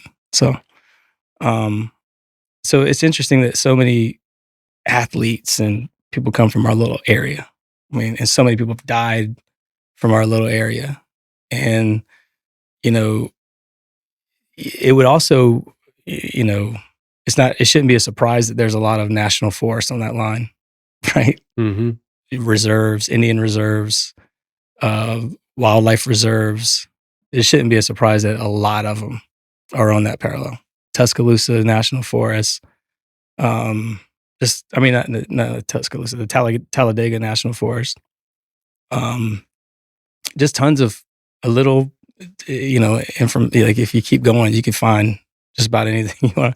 And part of it too is me looking. Maybe I'm looking too much into it. Maybe I'm connecting too many dots. Have you thought about that? Yeah. Do you feel like you set out looking for signs, so you find signs? Yeah. Well, with that, not with the signs I see for the angel signs and stuff. Right. Like, not that, but and that maybe that's the case. I don't know, but I'm not saying that's what the case is. No, I'm not attached to any idea or thought as like that's the gospel of But so yeah, I think about that too. Like, am I just connecting the dots? That's a pretty big coincidence for some of the stuff, So maybe with the celebrities and stuff like that, but some of this other stuff, I don't know. The celebrity thing is very interesting. I mean, so they got all those celebrities, big names, big names. Right? They're not like small, actors that played in a series or something. They're like big name people. So, James Brown as well. I mean, I can just sit here and name them all day probably. Hit me. So hit me.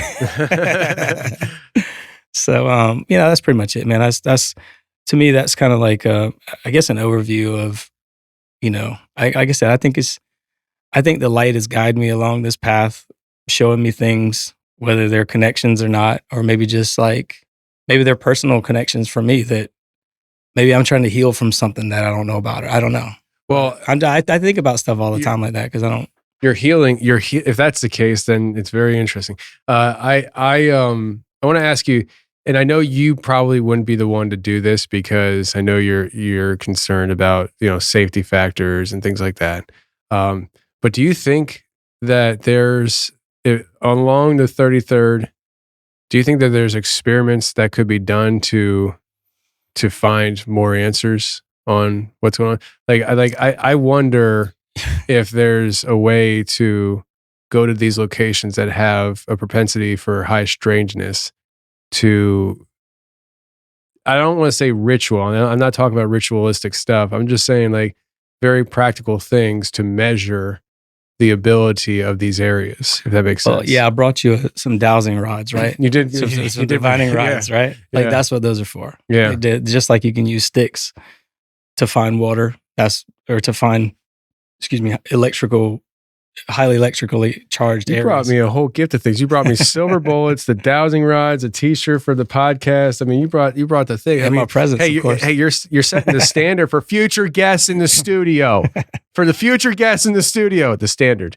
I think that some of the stuff, man, like I said, whether I think some of it could be like, from my own personal thoughts on it, is like if that number evokes, like, because there are some frequencies, some tonal frequencies that churches use, not just Christian churches, but every Abrahamic religion uses rhythmic, low frequency noises. Native Americans use them to evoke frequencies, Mm-hmm. right? To bring something out. And you isn't there something with frequencies? What's the frequency that everything all music's like? Is it like 425 hertz? Yeah. So like, but like, Hertz is I feel super, like remember, Hertz is super long wavelengths. So it vibrates at a lower level. And what I tell you vibrates at a lower level.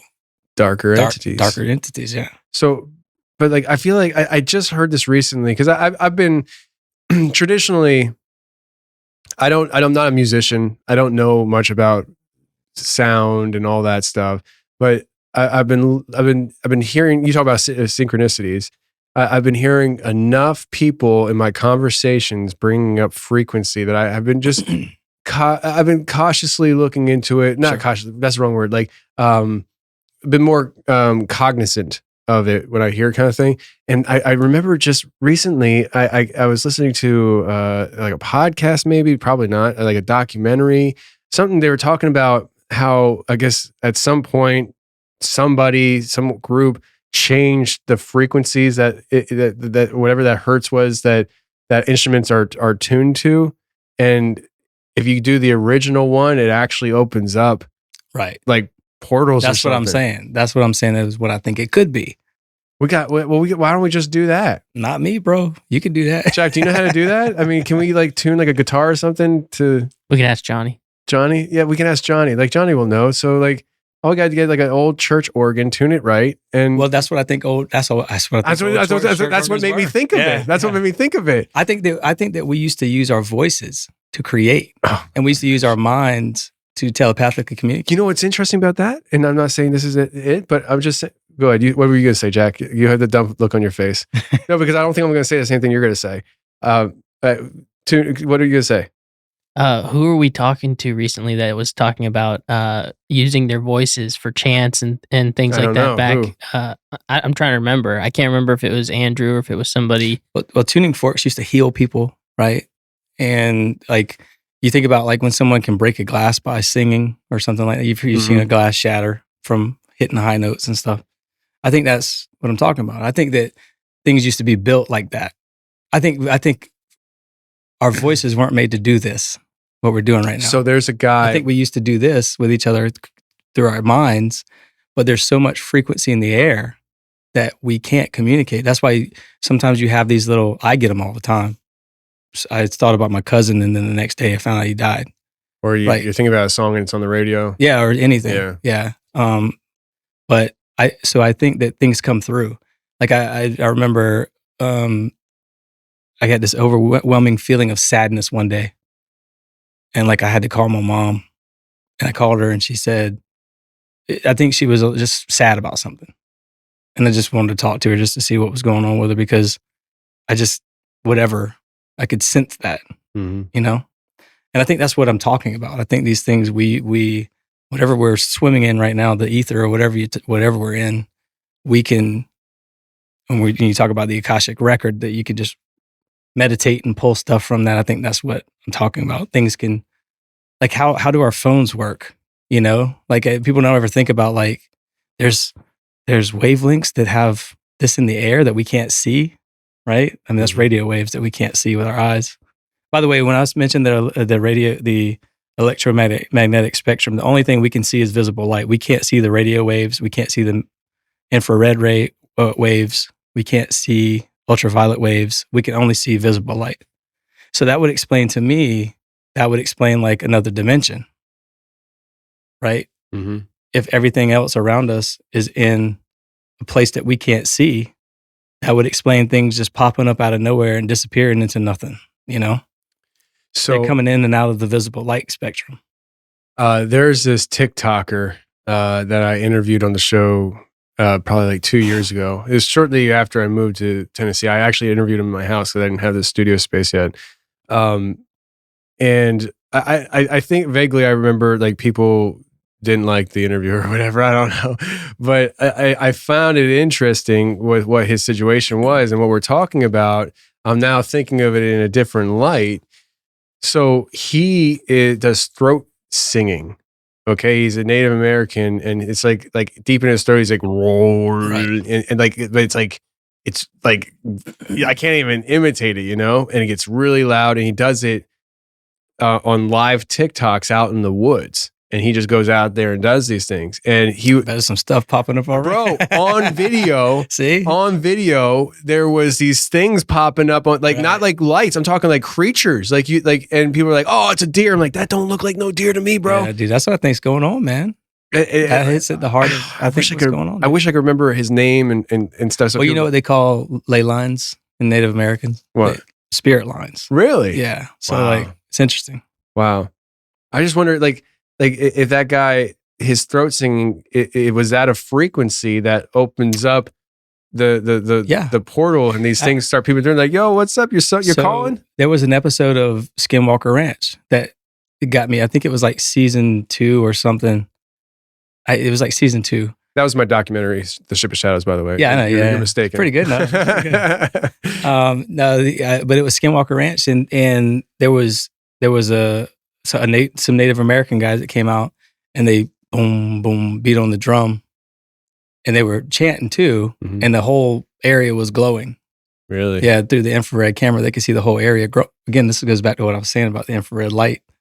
So the whole area was glowing. So they would take away the sound and see if the drum does it, and the drum was doing it, but it was at a much smaller level. I think that's where where I started my thoughts on that. It was a few years ago that the episode came out. So, that for me was like, oh, that makes sense. Makes total sense. I don't know why, and it's right there for everybody to see too. It's like not even. So if I'm right about it, it's like right there in front of it. Like everybody knows this. We just don't see it or use it, or I don't know. I don't know what it is, man. I think that frequency is everything. So well, I won't go into that, but there's another frequency issue but there's a weird happenstance that right before 2001, the government, the FCC, went to Congress and asked if the government could have access to just the 33 gigahertz frequency. So again, I don't know what that means, other than like that's just another connection somehow. Okay, so who asked what for what? The FCC, who controls radio wave. Yeah. The broad. For they towers. They asked Congress. Yeah, it was they asked for. There was a big event that was going to happen in a few months. This was February of 2001, and they needed control over the 33 gigahertz frequency, which is Earth to space communications. So, whatever that means. That goes into the woo woo world. That's why I'm smiling right now. I'm thinking to myself, whoa, hold on a second. Yeah. So that's interesting. Yeah, there's a lot of that kind of stuff that just, I don't know what to make of it. It's just like, oh, but it's all of it's in plain sight for people to see. It's not like hidden. So I don't know. Maybe they just don't want to talk about it. Yeah. So I don't know. Well, I have a feeling that people are going to want to talk about it with you. Do you have an email that you can share with people yet? Not yet. Not yet. But I'll get it to you. I'm not gonna put what am I gonna do with it? I mean, like if you want to add it later in like post production or something. Sure. Yeah, for sure. So, yeah, that works. It'll be in the description then. Yeah, maybe something like that's what I was saying. I'm like, don't go back and put like, here's your email. I'm like, what am I gonna do? Go on a future episode. Oh, you remember that one guy from 3 months ago? Yeah. Here's his email finally. Yeah. I'm just saying like put maybe a link or something. But it's the awakenedpodcast.com is going to be my podcast. So you can probably contact me on there. There you go. Like, there's not a specific email. Is that live yet? Not yet. Will be. I'm just recording a few episodes. I don't want to have nothing. Yeah. But I will have some shirts and stuff like that, just because I don't plan on monetizing in any other way other than just selling t-shirts. If somebody want to buy a t-shirt, they can. I mean, so. Cool. Yeah, all right, man. Well, this is all very fascinating, and I think it's a lot for people to chew on. Yeah, somebody somewhere is going, that guy that said it on that one time on your episode. And I'm going to get emails for years now. Remember that one episode that the guy said this one thing? I'm like, no, I don't remember that one little detail from that one episode 5 years ago. Yeah. Well, people might be connecting dots too. And then they're probably like, hey, man, I live on that line. And they probably have stories too. So probably. Yeah, I mean, listen, if somebody's listening right now, you live on the 33rd parallel, and this is making sense to you, shoot me an email, and shoot Brad an email too. I mean, his email address will be in the description of this episode. So again, the podcast is going to be, once it's live, the Awaken podcast. Do you have a general time when people can start looking for it? Early February is all I can say. Okay. Maybe like February 2nd or something like that. Okay. So, I mean, if it's early February, I can say that by the time this airs, it'll already be out. So people can go look for it. Yeah. So, on that note, go listen to his podcast. So, very cool, man. I appreciate you coming out and sharing this stuff. It's been great.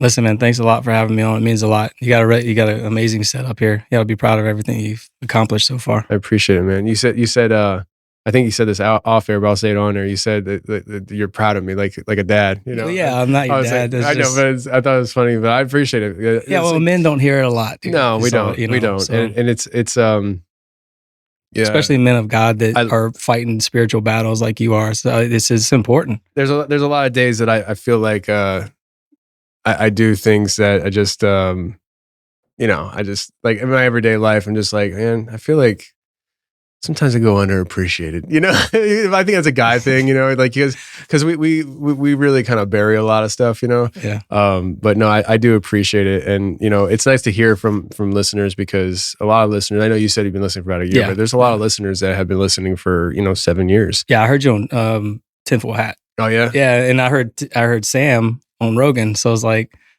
I guess 3 degrees of separation for you. I'm never going to be on Rogan, but I appreciate hey, I'm sure you will, confidence. I do not doubt it. See it in your mind, you can hold it in your hands, dude. No, it's not even on the radar of once.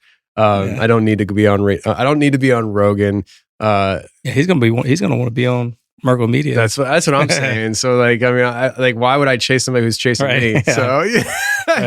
No, but I just if I got the invite, I'd do it, right? But sure. I don't think, just judging by the direction of his show over the last few years, but also even before he went to Spotify and the craziness of the world, he started moving away from this idea of belief in weird things like Bigfoot and things like that. And so I'm just really too far out there for the guy. Sure. I'm fairly convinced of that, and I'm fine with that. I don't really do things to chase anything particular. I just do what I want to do. Because here's the thing. So, I mean, if you get on Rogan, right, it's going to help, right? For sure. But a lot of times people think that, if they could just get on this one podcast, it'll catapult them into the new. That's not how it works. Yeah. That's not how it works. If that was the case, I would have been a way bigger podcast faster, because my friend is Wes Germer from Sasquatch Chronicles, who has a very large podcast. And so when he started talking about me when I first started podcasting, underneath that philosophy, I would have been boom. But it's not about that. It's about attrition. It's about building and grinding and collecting listeners over time, because most people aren't going to be diehards fans of your podcast off the jump, unless like you have one episode that just hooks them. But most of the time, it's a collection of time that grows an audience. So like, that's why I don't really chase, if that could just get on that one person's podcast. I know from 7 years of doing this, that's not how this works. It's just, you keep your head down, keep grinding, keep working, and it will happen eventually. You're going to slowly grow, because that's how most people grow. Every once in a while, somebody's lightning in the bottle. But most people, the bigger podcast is just head down, grind, and then you get there. You could also just put a high frequency reverberating in the background, and maybe they'll like, this guy. I like the way this guy thinks. Yeah. Hey, man, I appreciate it. I appreciate you being here for sure. Dude. Thanks a lot for having me on. Things look a little different when I look at the heavens. Glow from the brush strokes leave a different impression. Behind the holy water, all I'm seeing is devils. Used to stop at the 6s, now I push to the 7s. This is my confession. Whoa, whoa, whoa. The lights around me beckon. Yeah. Lost in my reflection. No. I ain't trying to go away, yo. I don't know if I'm caught up in the lights on the mesa. They're so bright, makes me think about life in the desert that swallowed me whole. I'm just trying to cruise on a trail, but I know that my script is written in a way that won't make it easy for me. I know when people look look at me, they look for something they can define. I just never knew a box I couldn't decline. I never thought of being one of a kind. I just spent my time elevating my mind. This is my confession, whoa, whoa, whoa. The lights around me beckon, yeah, yeah, yeah. Lost in my reflection, no, no, no. I ain't trying to go away, yo. I don't know if I'm caught up in the lights on the mesa. They're so bright, makes me think about life in the desert that's swallowing me whole. I'm just trying to cruise on a trail, but I know that my script is written in a way that won't make it easy for me. I know you don't know my truth. I spend my youth wasting my lose, but now my deeds are spent on keys to set us free.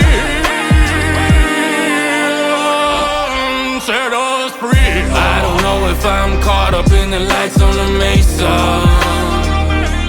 They're so